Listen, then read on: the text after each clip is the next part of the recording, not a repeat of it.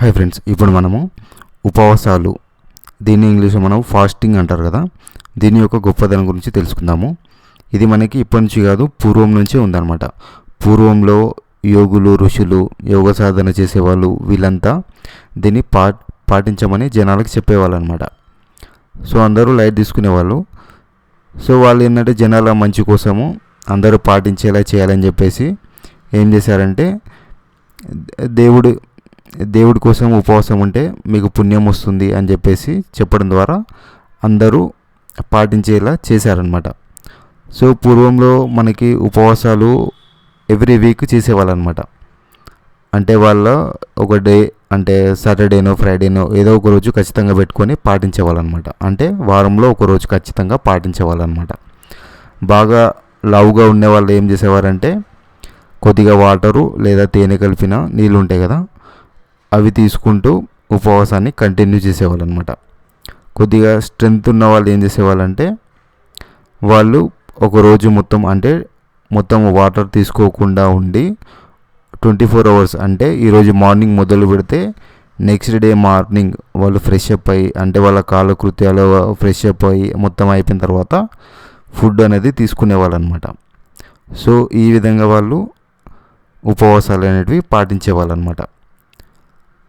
కొద్దిగా ఇప్పుడు ఏంటంటే నార్మల్గా ఉంటారు కదా, కొద్దిగా హెల్తీగా ఉన్న వాళ్ళు ఏంటంటే అసలు ఏం తీసుకోకుండా ఉపవాసాలు పాటించేవాళ్ళు అనమాట. దాని ద్వారా ఏమయ్యేదంటే, వాళ్ళ శరీరంలో ఏదైతే ఫ్యాట్ ఉంటుందో, పేరుకుపోయిన ఫ్యాటు అదంతా కరిగి వాళ్ళకి నార్మల్గానే ఉంటుందన్నమాట. ఇంకోటి వచ్చేసి, ఇక్కడ లావుగా ఉండే వాళ్ళు ఏంటంటే, వాళ్ళు ఎక్కువగా ఆకలి అవుతుంది కదా, వాళ్ళకి ఏంటంటే శరీరంలో యాసిడ్ ఉత్పత్తి అనేది ఎక్కువ జరుగుతుంది అనమాట.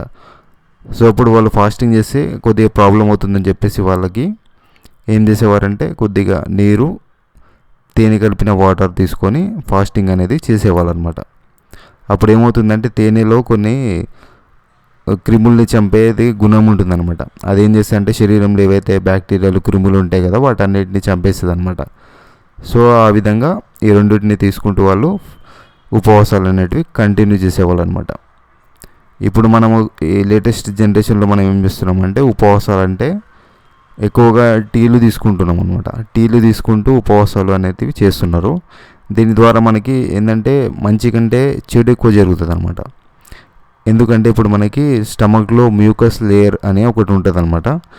అది మనకి శరీరంలో మనకు ఆహారం జీర్ణం చేయడానికి రసాలు వస్తాయి కదా, జీర్ణ రసాలు, అవి చాలా ప్రమాదకరమైనవి అన్నమాట. ఆ రసాలు మన జీర్ణాశయం గోడల మీద పడకుండా మ్యూకస్ లేయర్ అనేది కాపాడుతుంది అనమాట. మనము ఈ టీలు అవి తీసుకుంటే ఏమవుతుందంటే, డైరెక్ట్ ఆ గోడల మీద వేడివి పడడం ద్వారా అవి మెల్లమెల్లగా కరిగిపోతాయి అనమాట. సో మెల్లగా అది మొత్తం కరిగిపోయిన తర్వాత మనకి యాసిడ్ వచ్చేసి డైరెక్ట్గా స్టమక్ గోడలు ఉంటాయి కదా, జీర్ణాశయం గోడల మీద పడుతుంది అనమాట. అక్కడ మనకి పుండ్లు, వాపులు అలాంటివి వస్తాయి అనమాట. వాటిని మనము అల్సర్స్ అవి ఇవి అంటారు అనమాట. సో ఈ విధంగా ఉపవాసం చేయడం ద్వారా మనకి మంచి కంటే చెడు ఎక్కువ జరుగుతుంది అనమాట. సో అందుకని చెప్పేసి మనము ఉపవాసం చేసే టైంలలో ఈ టీలు అనేటివి ముట్టుకోవద్దు అనమాట. మెయిన్ వచ్చేసి మనము ఈ వాటర్ తీసుకోవడమే కానీ, లేదా తేనె కలిపిన వాటర్ తీసుకోవడము బెటర్ అనమాట. సో ఎవ్రీ వీక్లో ఇలా చేయడం ద్వారా ఏమవుతుందంటే, మనం వారం మొత్తం ఏదైతే మనం తినడం ద్వారా పేరుకుపోయిన మలినాలు అవన్నీ ఉంటాయి కదా, బ్యాక్టీరియాలు, అవంతా ఫ్యాట్ అవంతా మన అవయవాలు అనేటివి క్లీన్ చేసుకోవడానికి 1 day గ్యాప్ అనేది తీసుకొని హెల్తీగా పనిచేస్తాయి అనమాట. మనం ఆఫీస్లో కూడా 1 week మొత్తము వర్క్ చేసిన తర్వాత మనకి ఒకరోజు హాలిడే వస్తే మనం ఎంత ఎనర్జెటిక్గా మళ్ళీ నెక్స్ట్ మండే వర్క్ చేస్తామో, మన బాడీలో పార్ట్స్ కూడా అంతే అనమాట. అవి మళ్ళీ రెస్ట్ తీసుకోవు, కానీ వాటికి కూడా కొద్దిగా రెస్ట్ అనేది ఇస్తే మనకి ఎక్కువ కాలం బతుకుతాయి అన్నమాట.